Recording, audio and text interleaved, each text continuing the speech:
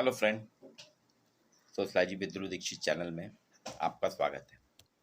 आज आपको मैं एक जिले की दास्तान पे चर्चा करूंगा जो एक सामाजिक सरोकार से जुड़े हुए मुद्दे से जुड़ा है। नरसिंहपुर जिला, मध्य प्रदेश का नरसिंहपुर जिला एक समय संपूर्ण साक्षरता में प्रदेश में पहले नंबर पे आया था।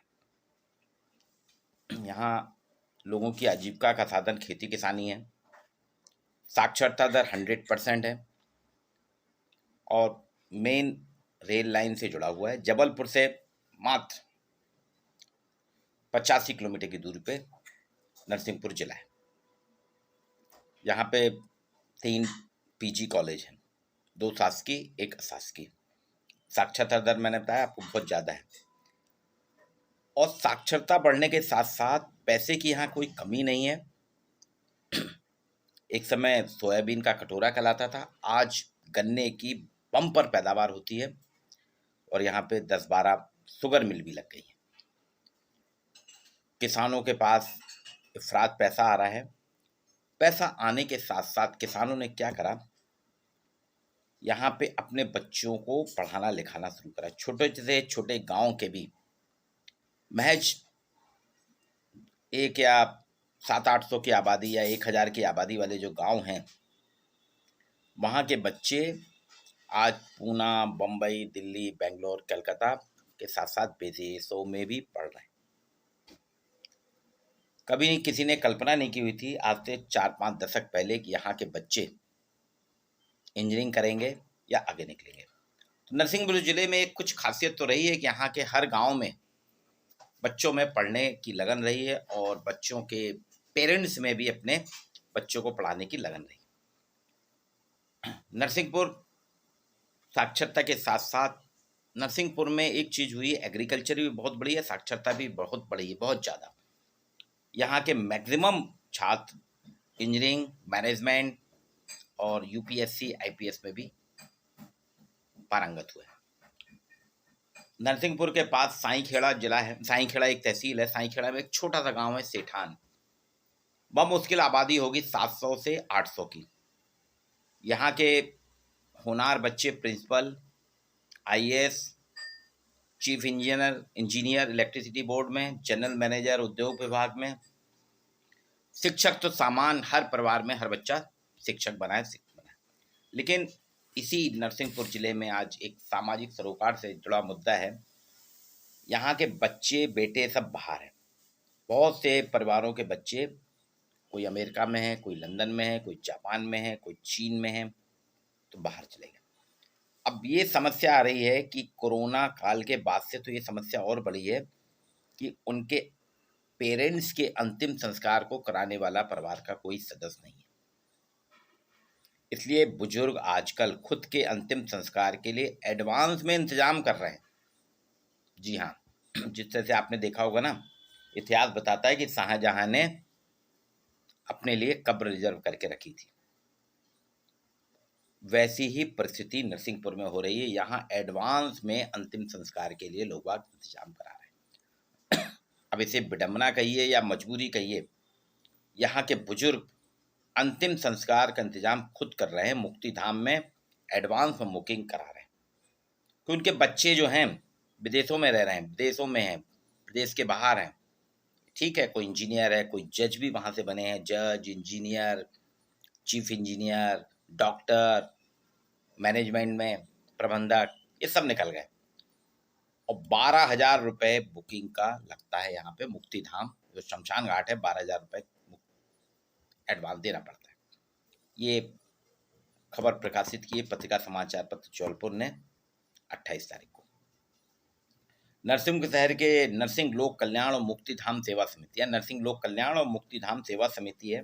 यहाँ 98 बुजुर्गों की एंट्री हो चुकी है। बता रहे हैं हमारे पास 98 लोग, एक दो नहीं, 98, और 2-4 दिन में तो हो सकता है सैकड़ा भी, सेंचुरी भी मार ले।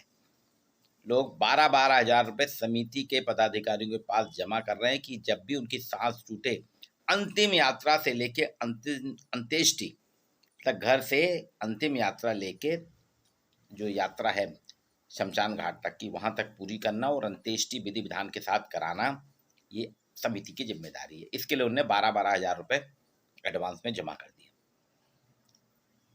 इनमें से 98 जो जमा किए, इनमें से 40 के बेटा बेटी तो भारत के बाहर हैं, विदेश में, और बाकी के बच्चे जो हैं कोई बेंगलोर में है, कोई नागपुर में है, तो कोई बॉम्बे में है। अब पार्थिव देह उनकी ऐसी पड़ी ना रहे पार्थिव देव के साथ, इसलिए उन्होंने नगर की जो है मुक्तिधाम सेवा समिति के साथ एग्रीमेंट करा। अब इनमें कोई तनाव भी नहीं है। मुक्तिधाम कमेटी की जो सचिव हैं संजय जैन बताते हैं, बुजुर्गों को लगता है उनके रहने का कि कोई वो खबर नहीं है, अगर निधन हो जाता है तो क्या होगा, इसलिए उन्हें स्वेच्छा से अपना इंतजाम करा रहे हैं, खुद ही तैयारी करा रहे हैं अंतिम संस्कार की। यहाँ पे एक चीज़ है कि शिक्षा के साथ साथ, मैंने कहा ना, साक्षरता बढ़ने के साथ साथ यहाँ पे संतानें भी कम है। कई परिवार ऐसे हैं जहाँ एक ही संतान है जो विदेश में रह रहे हैं, दंपत्ति नहीं, वे पहले अंतिम संस्कार के लिए रजिस्ट्रेशन करा लेते हैं यहाँ के कई लोग, क्योंकि कई बार ऐसी समस्या आती है कि बच्चे समय पे आ ही नहीं पाते, आते भी तो बहुत देर से आते हैं, तब तक जो शव है, बॉडी है, वो खराब होने लगती। पार्थिव देह को सुरक्षित रखने के लिए एक लंबा समय होता है, इसलिए आजकल इन लोगों ने करा लिया। तो संजय जैन संयुक्त सचिव नरसिंह लोक कल्याण मुक्तिधाम समिति के सचिव हैं, उन्होंने बताया कि नरसिंहपुर में ये हालात है। नरसिंहपुर एक संपूर्ण साक्षरता वाला कृषि किसानी धन संपन्न जिला है, जहाँ के बच्चे, अधिकांश बच्चे नरसिंहपुर से नागपुर जाते हैं बाय रोड, बाय ट्रेन, और नरसिंहपुर से फ्लाइट पकड़ के उड़न छू हो जाते हैं। कोई विदेश चला जाता है, तो कोई बेंगलोर चला जाता है, तो कोई पूना चला जाता है, तो कोई बॉम्बे चला जाता है। लेकिन इन बच्चों में आज इतने भी संस्कार नहीं बचे कि अपनी भागम भाग भरी जिंदगी से, जिन माता पिता ने उनको पाला पोसा और इस योग बनाया है कि वो हवा में उड़ान भर सकें, उनके अंतिम संस्कार में सम्मिलित हो सकें। मेरे एक मित्र थे, वो अक्सर कहा करते थे, मजाक में कहते थे कि नरसिंहपुर में एग्रीकल्चर है लेकिन कल्चर नहीं है। बिल्कुल सत्य सिद्ध हो रही है कि नरसिंहपुर में एग्रीकल्चर है, एजुकेशन है, लेकिन कल्चर नहीं है। कल्चर के नाम पे आप देखिए ये हालत हो रही है कि बुजुर्गों को 98 लोगों ने अपनी एडवांस बुकिंग कराई है अंतिम संस्कार के लिए नरसिंहपुर समिति के पास, जो लोक कल्याण मुक्तिधाम समिति है नरसिंहपुर की। अब बताइए आप, ऐसी ऐसी समितियों का गठन हो रहा है। ये 21वीं सदी जो है ग्लोबलाइजेशन का दौर है, भूमंडलीकरण का दौर है, जो हम अपनी संस्कृति, अपनी सभ्यता से धीरे धीरे बाहर होते जा रहे हैं और ठीक पाश्चात्य संस्कृति में रंगते जा रहे हैं कि हमारे पास अपने पेरेंट्स, अपने पालक, अभिभावक, अपने बुजुर्गों के अंतिम संस्कार के लिए भी समय नहीं है। वो भी अंतिम संस्कार के लिए बुजुर्गों को अपने पैसे को देके एक संस्था से अंतिम क्रियाकलाप कराना पड़ रहा है। इसलिए सही कहा था मेरे मित्र ने कि नरसिंहपुर में एग्रीकल्चर तो है लेकिन कल्चर नहीं है। तो ये बदलते रिश्तों की कहानी है जो आज आपके सामने प्रस्तुत की मैंने। इसे मेरे चैनल को लाइक कीजिए, सब्सक्राइब कीजिए, और अधिक से अधिक आपको ऐसी ही सामाजिक मुद्दों से जुड़े हुए, संस्कारों से जुड़े हुए, गिरते पतित संस्कारों, पतित संस्कृति के बारे में मैं आपको रोज नई नई कहानियाँ दूंगा। आज